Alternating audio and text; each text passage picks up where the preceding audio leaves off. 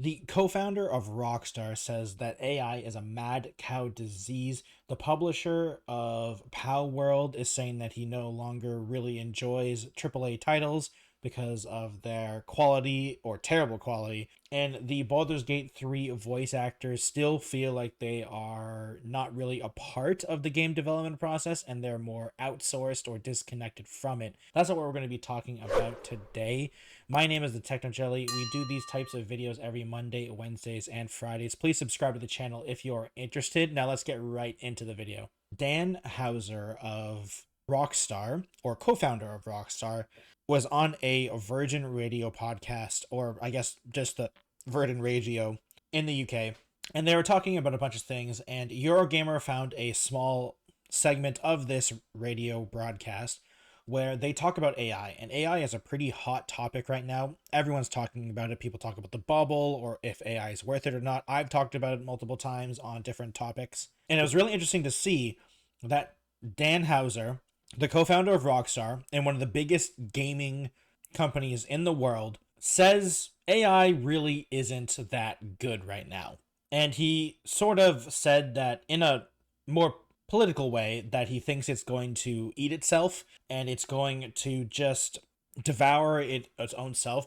Mostly because I feel like he's sort of talking about the AI bubble and how everything's connected to each other and they're kind of just giving each other money.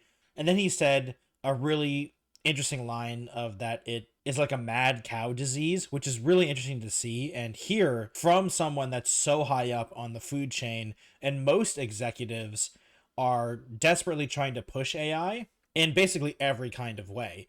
We saw that in the recent Call of Duty Black Ops 7. The game was basically written by AI, it feels like. There's tons of AI art and AI voices as well. Like, it was pretty obvious that a bunch of AI tools were used in Black Ops 7, and it was not a good use of AI. There can be good uses of AIs, in my opinion, but this was just a terrible use. It was trying to replace people. And what he's saying is that it's just not that very good right now. And though he isn't currently a part of Rockstar, because he left in early 2020, I think, to create his own thing. But this is not the person who created Mind's Eye. This is someone else, if you do know that. This is a different person. And the reason that he was doing all these types of things is because he's promoting his book that he's coming out, and he talks about a bunch of stuff, as well as the stuff that he's working on with his new studio.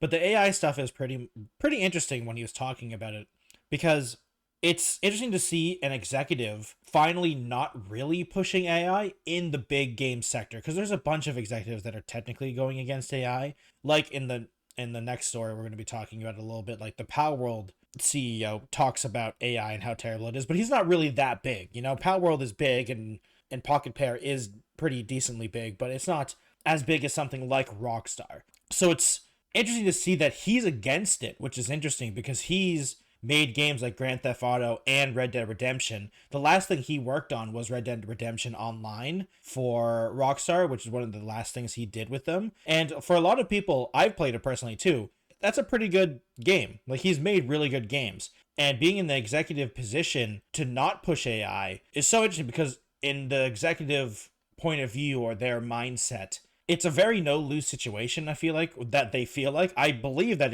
there is a lot of loss to happen, but it feels like they feel like it's a no-lose situation because they get to save money because they get to fire people and replace them with AI, and they get people to buy these products.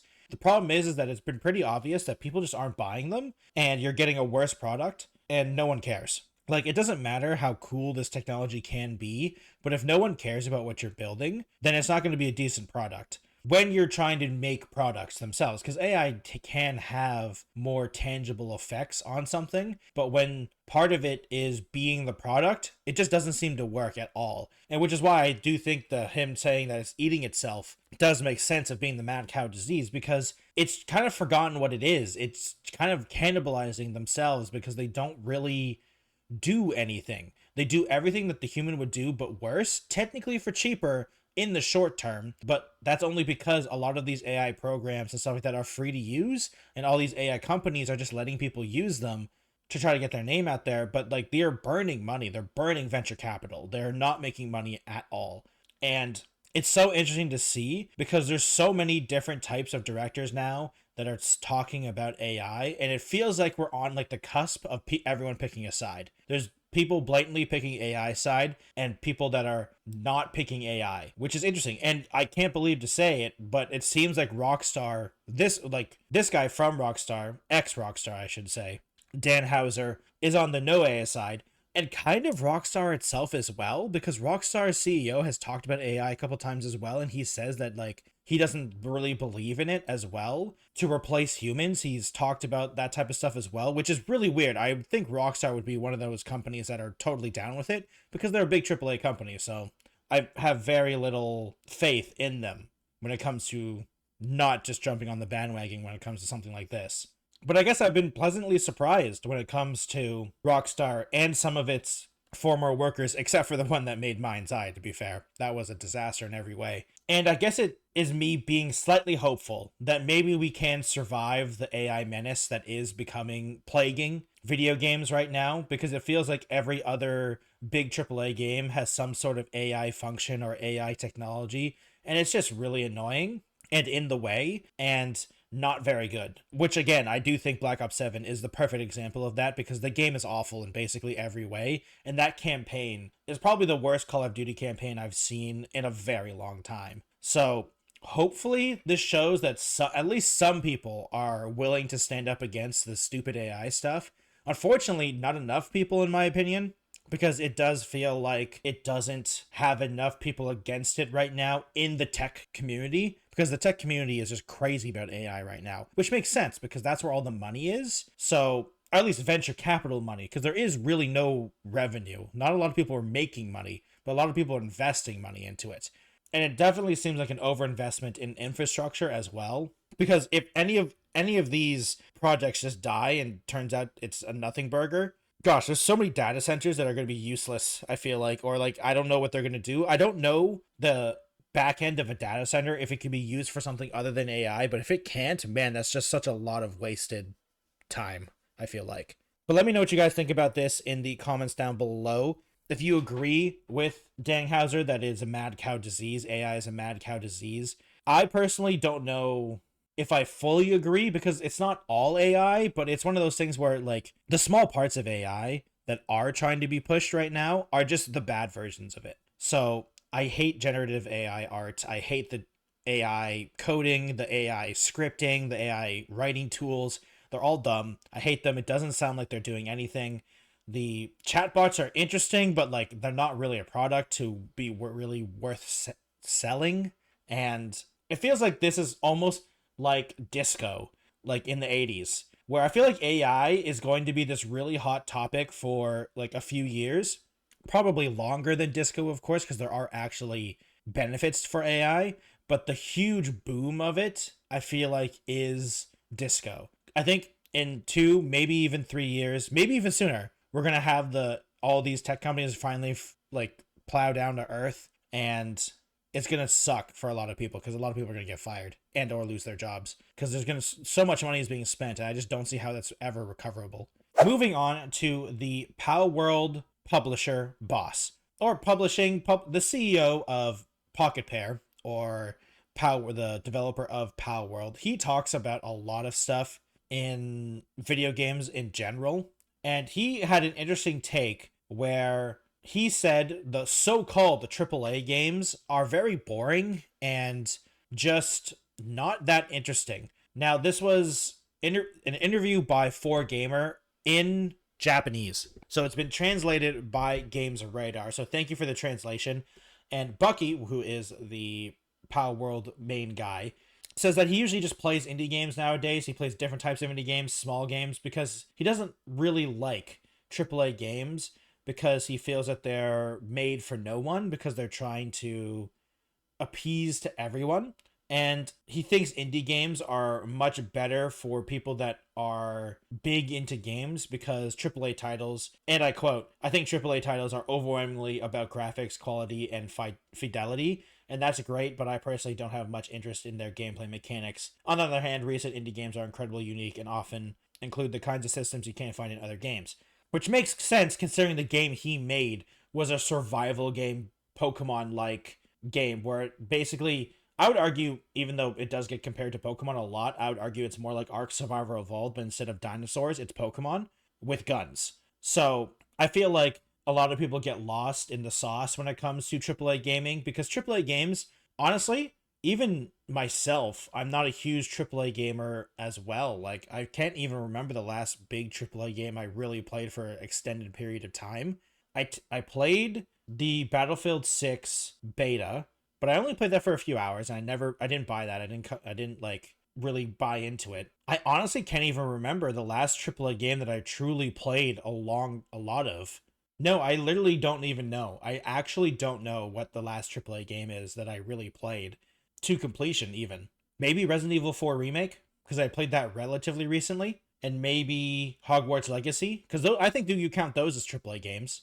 But like for I've also agreed with Bucky. I've been mostly playing indie games. Like I've been playing Escape from Duckov, and that game, even though obviously it has flaws, is really fun and I really enjoy it. And it's just one of those things where games like Peak that have been really popped off, I've really enjoyed. Rimworld is super fun still, and I feel like it's a slightly strange time in video games right now where making an indie game is easier as it's ever been, but you're putting yourself into such a huge flood of games that we just don't know where it's going to go or how it's going to go. Because before, not like other times, because of course, every time you make an indie game, who knows what's going to happen. But it's never been so easy to get into it. But there's so many indie games that come out every day on Steam alone. So how are you going to get noticed? And being unique is a way to get noticed. You don't need a marketing budget to be unique. I've seen so many games just from one Twitter post or one YouTube video pop off. I mean, like Among Us is a really good example, or Lethal Company are like the more recent examples, or Balatro, or Clover Pit. There's so many unique takes on things, and being really interesting, being really good at one thing is, I feel like, a lost game or a lost mechanic in the AAA scene. In the AAA scene, because of the big budgets, they have to kind of palette to everyone, and because of that, it feels like they're not really made for anyone. It's this odd feeling where they try to hit the market in the most broad way. So, in essence, they aren't really trying to make a game for gamers. They're trying to make a game for casual gamers. But casual gamers don't care about budgets and big games.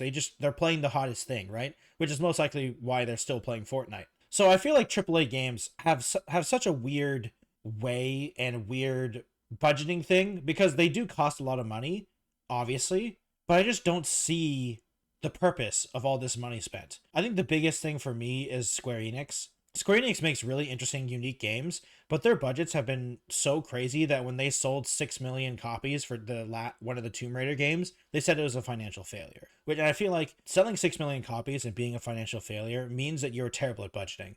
Like that was a terribly budgeted game. I don't understand how you're selling that many copies and saying it's a financial failure. Or maybe it was just more of a marketing thing. Who knows? But even like the new Call of Duties, it feels like there's so much money that apparently they spend on these things, but like I don't really see where that money went, especially with Black Ops 7, because that game is it feels like a budget title almost sometimes. I feel like the one with from the gameplay videos I've seen of it and how people are talking about it, it feels like this is one of those games where you would be like, oh, this game's trying to copy Call of Duty, or like it's like those weird Eastern European games that are like, oh, this is the Eastern European game of Call of Duty. But like, no, this is actually just Call of Duty. And it is so strange. I don't understand why these AAA games feel like they're getting worse and worse and worse, even though the budgets are getting bigger, the marketing is getting bigger. It's so confusing to me. The gameplay I feel like is getting worse for the majority of AAA gaming, but the budgets are getting bigger and people are getting paid more. I mean, it's nice that people are getting paid more. Well, I mean, I guess executives are getting paid more. I don't know really about the developers. But people like Bucky and myself, I guess at this point, have really just been getting into indie games. And a lot of people have. Like, Peak sold 10 million copies. And it's crazy to see how well games are doing, like the indie scene. And for me personally, I feel like the AA and the indie game scene are like where you want to watch games. Because those games are trying to be something specific. And they do that one thing really well. Like a recent game that came out, Total Chaos, which is a game that was made in a Doom 2 engine originally. It was a mod for Doom 2, and then they made a full game on it because it's like this weird horror game, melee based horror game in the Doom 2 engine as a mod. And then they made the whole thing in Unity, I think, for full game release. And like, yeah, is it an extremely long game? No, you could probably beat it. It's got like maybe 10, 12 hours. There is multiple endings, so you can play it multiple times, but it does what it's trying to do pretty well. It's a pretty good game. And I feel like that's what people miss the most. People don't want 12 out of 10 games anymore. They just want some good games. We're so sick and I think everyone, I feel like, isn't sick and tired of games trying to be the best at every single thing. You don't need to be the best at every single thing. You can be the best at one thing or two things. You know, you keep the scope small so you can keep making games. And I feel like that's one big thing that AA games kind of understand, simply because they can't have a bigger ambition because the money just isn't there. And I'm not saying that the developers don't have ambition, but they have realistic ambition, at least a little bit. I mean, obviously, developers sometimes go crazy, but you know, it feels like they actually have more understanding, or because they don't have to deal with the bureaucratic mess and bloat of some of these AAA companies. So you don't have to get it approved by the manager and their manager and his manager and their manager. Like, you don't have the meeting for the meeting for the meeting type of deal. So they can just go back to making games. And I feel like the indie scene is a great vision for that. And I'm glad that there's more people talking about that. Like Expeditions 33, like, is a really good game. But it's like, if you don't like turn-based RPGs, you don't like Expeditions 33. And it's not trying to be something other than that. Which is, I feel like some games lose that focus of just being a good game in their own genre. So I really hope that AAA scene remembers that, but I don't see it happening, honestly, especially with some of the big guys like EA, Ubisoft. Microsoft is literally on fire, and everything that Microsoft touches is bad right now, so who knows what's going to happen with them. I'm really sad for any game that Microsoft touches right now, or any devs, because I'd be so scared of getting fired right now if I worked for Microsoft. It's kind of funny to say, but Nintendo is really the only one that kind of keeps their scope within reason. Like, they just make really good games for their types of games. Now, Nintendo has a lot of problems outside of being a game developer, but as just focusing on the making games part, it seems like Nintendo still gets it, at least. Which is one good thing to say about Nintendo. I do feel like I'm very negative towards Nintendo. So let me know what you guys think about in the comments about this, or if you agree or disagree with me, if you are mostly still playing AAA games, or if you are in the indie or AA game scene. I definitely am still in the more AA side / indie games. So let me know what you guys think. And speaking of AA or more high budget but still not AAA games, Baldur's Gate 3's voice actors have been talking about a little bit on Games Radar. Because of the Golden Joystick Awards that happened, there was, some people were saying, specifically Barrett, I'm also going to apologize in case I am saying your name wrong. He said there was a weird disconnect between developers and the attitudes towards voice actors, which unfortunately does kind of make sense if we look into the video game industry, because like, some people are literally being replaced by AI voice acting, which I do have to say, I've heard some of this AI voice acting, and it is awful. Like, it's so bad. And the problem is there can be funny bad voice acting, and I totally get that. And like, the anime English dub scene for many, many years has heard that and felt that. But the problem with AI voice acting is that it's just bad. It's not even funny bad. Like, there can be funny bad, but this is just bad. It's just annoying. It's like the YouTube auto dub feature. I hate it. It hurts my ears. So it makes sense that the voice actors feel this weird tension between them and developers, because developers do feel like they don't really care about the voice acting, or at least that's how it's perceived. You know, obviously some people really care about the voice acting, like Baldur's Gate 3, for instance, because Baldur's Gate 3 is an amazing voice acted game. And without that voice acting, I think the game would be significantly worse. Or something like Expeditions 33 would be worse without the voice acting. Or even something like Red Dead Redemption 2 that happened a while ago. The voice of Arthur Morgan is amazing, and he's still around, and he still does a ton of stuff, and it's amazing. So I feel kind of bad for the voice actors that say that they feel like are becoming an outsource because people want to avoid paying them, which sucks because a lot of games are a make or break when it comes to voice acting.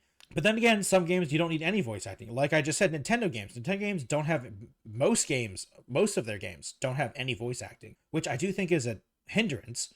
I think one of the things that Pokemon desperately needs is voice acting, because they're making cutscenes with no voice actors, and it makes the cutscenes in Pokemon even worse. And I think if you just had voice acting, some decent voice acting, it doesn't have to be amazing, just some voice acting in general, I think it would make them a lot better. So it's really strange to me that even though people, it's seemingly that the industry is saying voice actors are replaceable, when one of the first things people can note is how good the voice acting is in a video game.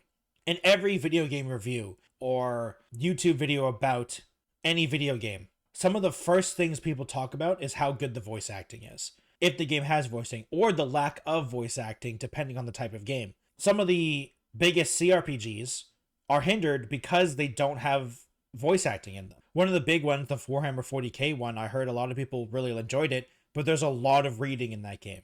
And that could be a negative for a lot of people. And one of the reasons Baldur's Gate 3 did so well is basically everything is voice acted. I mean, I don't think every single line is voice acted, but it's really close to it. I feel like over 90% of the game is voice acted. Obviously, items and stuff like that aren't voice acted, but I think every character is, which makes the game so much better to play. So it really sucks to see that the voice actors themselves feel like they're being outsourced, or they're the first ones to go. It's kind of similar to not the PR teams, the playtesting teams, because their job is very needed, but it seems like they're getting left behind for some reason. And it really sucks, because they really do need these people to do this stuff, because I've heard the AI voices and they suck. So please keep these voice actors, especially the good ones. Like, I'm not saying every voice actor needs to have peaked up, like, amazing performance every time. Like, I'm not saying you need the cast of Baldur's Gate 3 every single time, but decent voice acting is still better than no voice acting, in my opinion. So I really hope that game developers and publishers, the people funding these things, understand that. As long as it makes sense. I guess if you're making a 2D side scroller, do you need voice acting? Probably not. But, in most games nowadays, you need some form of voice acting. So it'd be really nice to have it. And the more people realize that voice acting can be a job and they're not going to be just, thrown into the shadow realm, more people will try. And the more people that you actually get to try, the more people you'll find. So hopefully this just means more people will hopefully do voice acting, but we have to get through this and make sure that developers understand that we want people to voice act in these games, because the other options are worse. Thank you everyone for watching today's video. I really appreciate it if you got this far in the video. Please hit that subscribe button if you haven't already. I really appreciate it if you do. Like the video if you liked it. Dislike it if you dislike it. I completely understand. Let me know down in the comments what you guys thought about all of these topics. The executives, about AI, the mad cow disease stuff, Bucky with Pocket Pair, and palworld talking about AAA and indie games, or the Baldur's Gate 3 / Expeditions 33 voice actors feeling a little tense about their jobs and the state of voice acting in general. If you'd like to support me directly, please go to my Patreon at patreon.com/thetechnojelly. You get to join all of these nice people in the credits, as well as a once a month live stream that you get to vote on as well for what we do, and you can hang out with me over there. If you'd like to follow me on other platforms, I have a Twitch, Twitter, Instagram, TikTok, Blue Sky, and Threads. Thank you everyone for watching. We do these every Monday, Wednesdays, and Fridays, so I'll see you next Wednesday. Goodbye, everyone.